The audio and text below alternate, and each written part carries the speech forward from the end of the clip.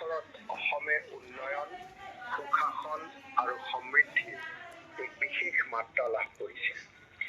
এতিয়া এই উন্নয়নৰ গতি আৰু বেছি তীব্ৰ কৰাৰ সময় আহিছে। অসমৰ উজ্জ্বল ভৱিষ্যতৰ বাবে অহা 9 এপ্ৰিলৰ দিনা অনুষ্ঠিত হ'বলগীয়া নিৰ্বাচনত পদুম ফুলৰ চিনত ভোটদান কৰি বিজেপিক জয়যুক্ত কৰাৰ বাবে মই আপোনালোকক অনুৰোধ জনালো। আপোনাৰ মূল্যৱান ভোট অসমৰ উজ্জ্বল ভৱিষ্যতৰ বাবে অতি গুৰুত্বপূৰ্ণ। ধন্যবাদ। জয় আই অসম,